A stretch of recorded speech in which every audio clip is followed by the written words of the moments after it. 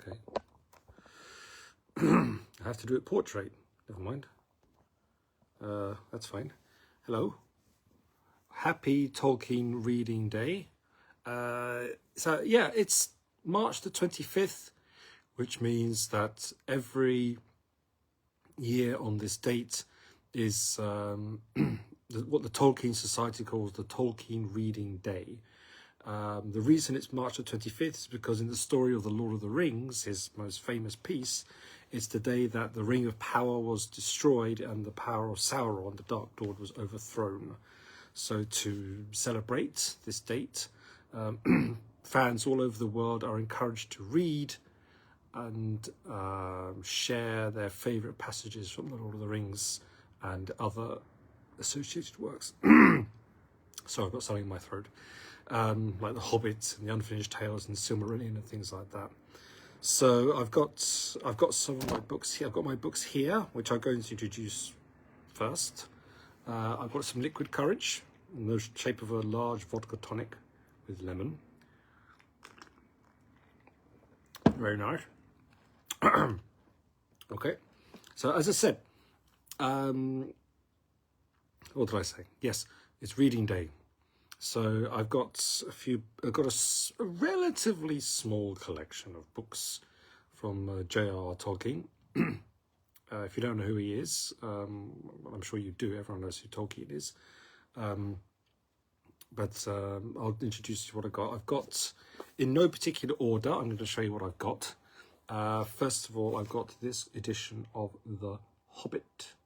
And this is from, I'm just checking when and where it was published. This is from HarperCollins. This edition was published in 1999. 1999, this is 27 years old. I've read The Hobbit a few times, haven't read it that much, but it's a great little book, great introduction to Tolkien. Okay, jumping into the Lord of the Rings proper, I've got 4 books. I've got 3 very different editions of each volume of the Lord of the Rings. Okay, I've got this edition of the Fellowship of the Ring, which as you can see is quite knackered. I think I even bought it secondhand, but you can see and hear how rough it is. Look, it's splitting in the middle and all that. And this edition is again at HarperCollins, and this was also published in 1999. And if you compare these two, you can see how much more I've read this one, because I read the Lord of the Rings every year, starting on Boxing Day. That's a tradition I've had for more than 12 years now, a long time.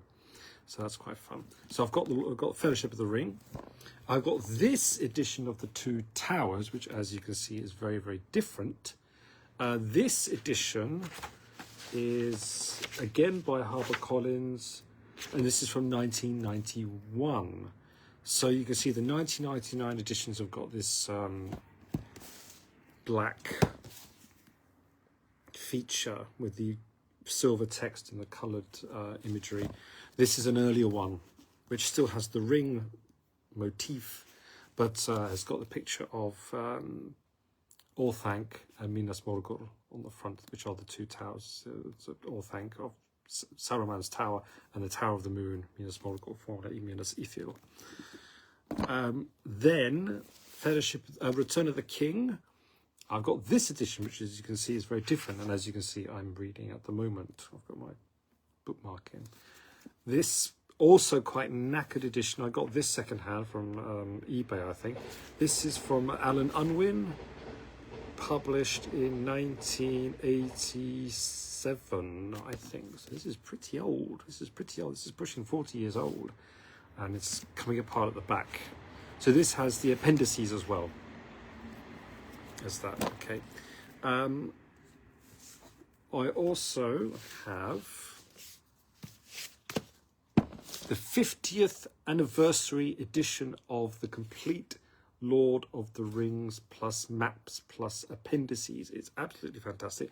This was a gift from my sister but the year of the 50th anniversary, which I can't remember what it was. I'll just give you a little peek. It's got the prologue, notes in the 50th anniversary edition, It's got in Fellowship. It's got this facsimile. I'll try and show you. It's got this facsimile of the Book of Marzabal, which was found in the chamber in Moria. So that's quite fun. And also it's got maps, which I'll try to show you. It's got maps at the back. It's got this complete map of the east of Middle-earth. Well, Middle-earth, really. Just show you, tried not to tear it. Just like that. Very snazzy, I think you'd agree. Very, very snazzy in black and red. Again, I think a facsimile of Tolkien's original maps, which is quite fun. Okay, a bit more liquid courage. I'm thirsty. Oh. Okay. Now, as for other books these are the most famous books by Tolkien, The Hobbit and Lord of the Rings. I've got more. Let me just move those. Sorry for the racket.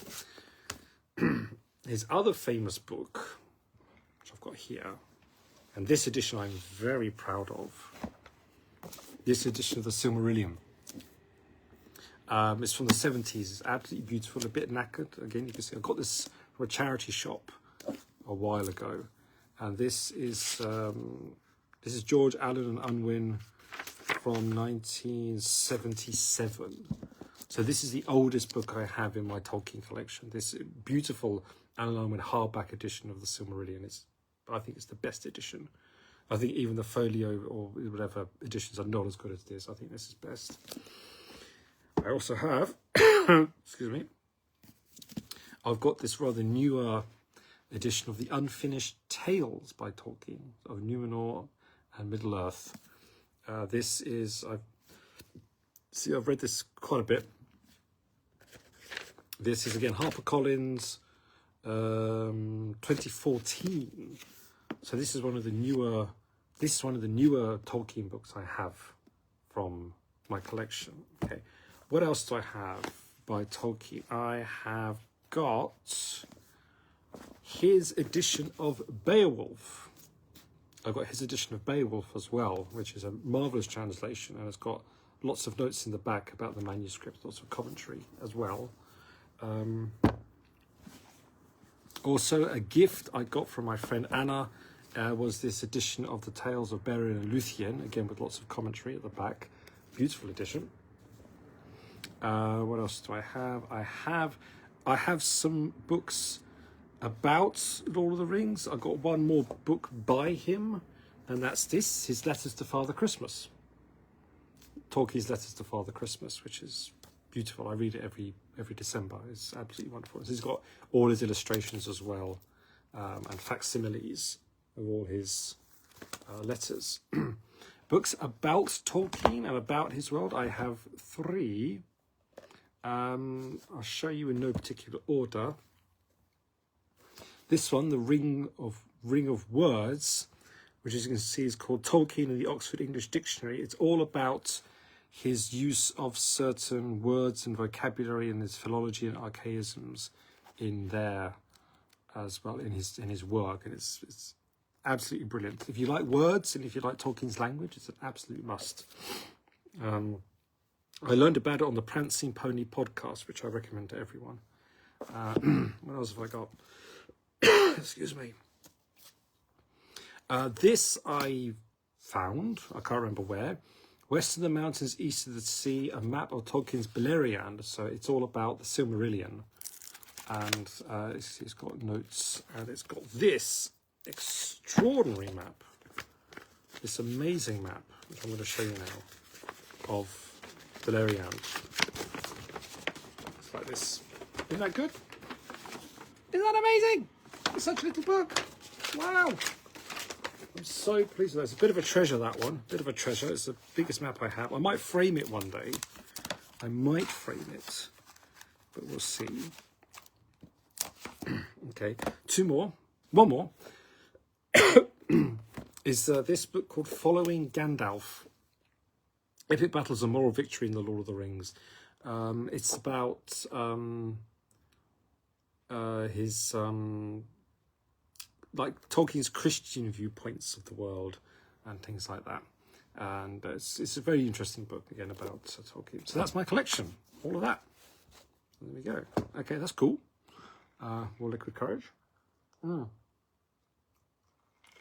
So, okay, because today is Tolkien Reading Day, I should do some reading. So I've got, I thought I'd do a bit from The Hobbit, because I should say the theme of this year's Tolkien Reading Day is unlikely heroes. And so I wanted to steer away from stories about Aragorn and Sam and Frodo. Well, Sam and Aragorn particularly are the more obvious heroes. The stories are unlikely heroes. And Bilbo Baggins in The Hobbit is the ultimate unlikely hero, I think, in 20th century literature. So I thought I'd find some of that. Something about when he finds the dragon. Inside information is, I think, the chapter that he finds.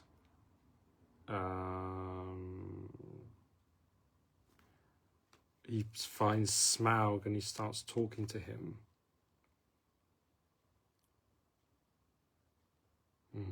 Yeah, okay. So I'm just looking for the part about where he's with Smaug. Okay.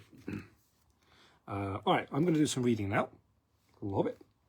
Okay. So, the sun was shining when he started, but it was as dark as night in the tunnel. The light from the door, almost closed, soon faded as he went down. So silent was his going that smoke on a gentle wind could hardly have surpassed it, and he was inclined to feel a bit proud of himself as he drew near to the lower door. There was only the very faintest glow to be seen. Old Smaug is weary and asleep, he thought. He can't see me and he won't hear me. Cheer up, Bilbo. He had forgotten or had never heard about dragons' sense of smell.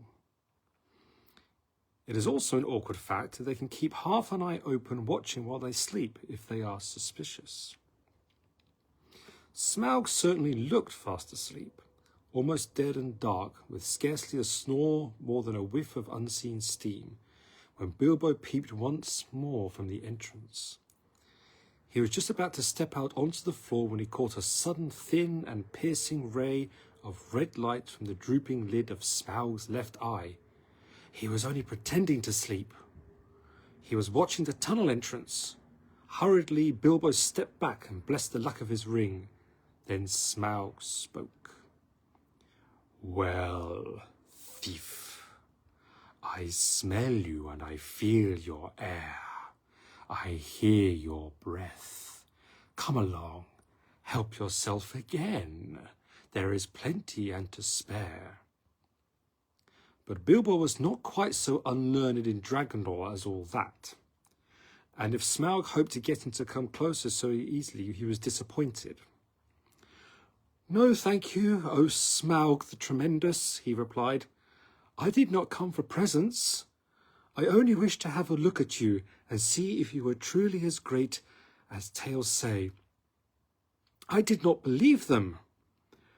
"Do you now?" said the dragon, somewhat flattered, even though he did not believe a word of it.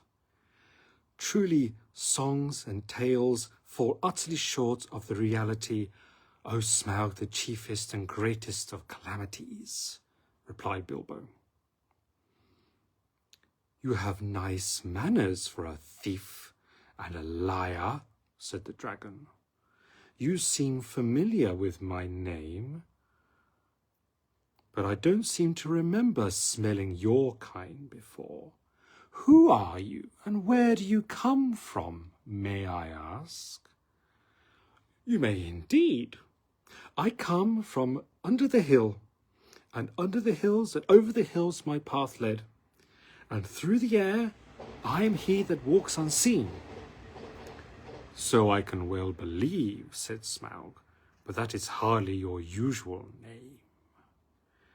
"I am the clue finder, the web cutter, the stinging fly. I was chosen by the lucky number. Lovely titles, sneered the dragon, but lucky numbers don't always come off. I'm he that buries his friends alive and drowns them and draws them alive again from the water. I come from the end of a bag, but no bag went over me. These don't sound so creditable, scoffed Smaug. I am the friend of bears and the guest of eagles. I am ring winner and luck bearer, and I am barrel rider, went on Bilbo, beginning to feel pleased with his riddling. That's better, said Smaug, but don't let your imagination run away with you. So there it is. That is the famous first encounter of Bilbo Baggins with the dragon Smaug in Erebor under the mountain. So that's Bilbo Baggins. He's a hero in some ways, but he's an unlikely hero very much in Lord of the Rings and also in The Hobbit and in the Lord of the Rings as well, which he plays a small part. So that's that. Okay, I'm going to have some liquid refreshment. Lovely. That's nice. Okay, I might read one more thing I can think of. I don't want this to be too long because I'm getting tired. It's late. Maybe. Okay, I'm going to read something from Fellowship. Actually, I'll read it from I'll read it from this, not my big book, because my big book is a bit, it's precious. I got wet fingers, sticky fingers. I don't want to damage it.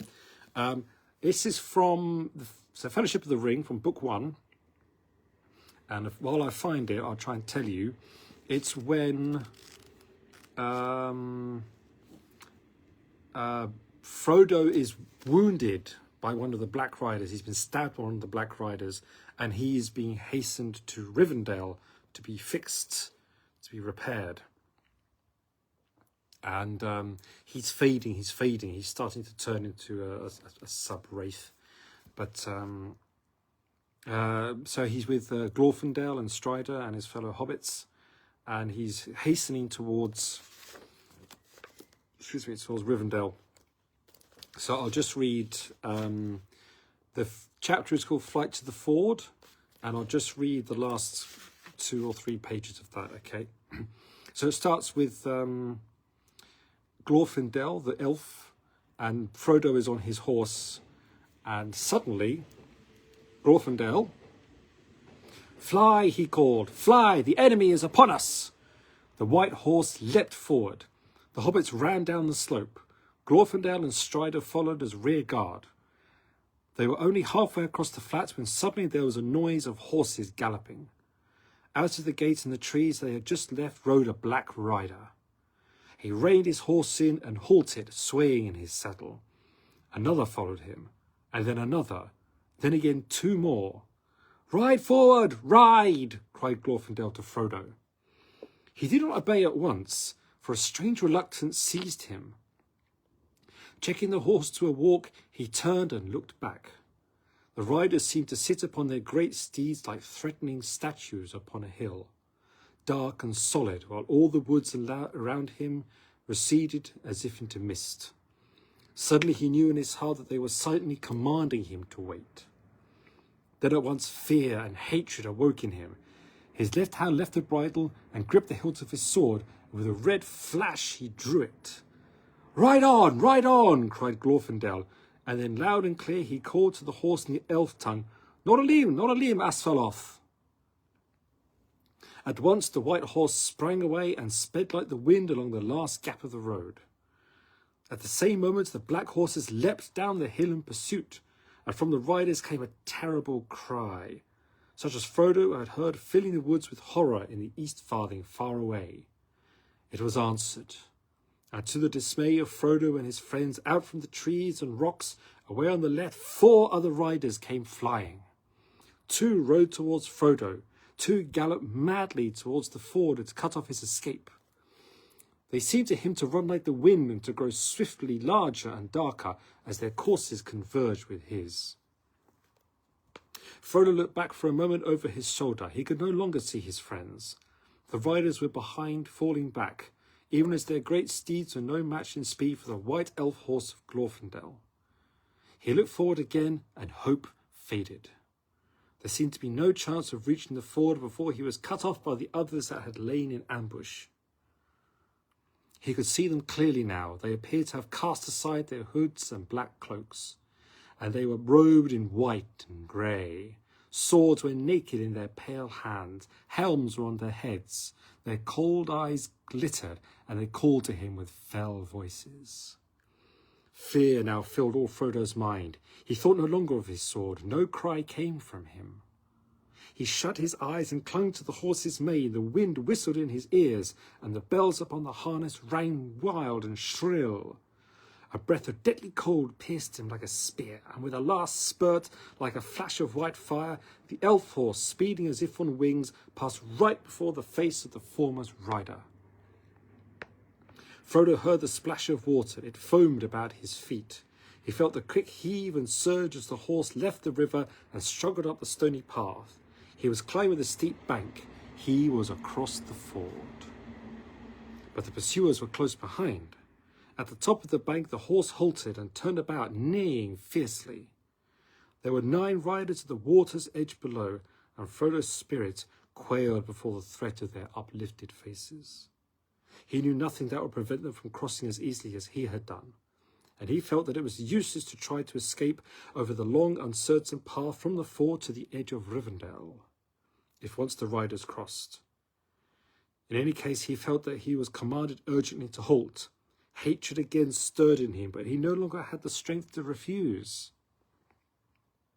Suddenly, the foremost rider spurred his horse forward.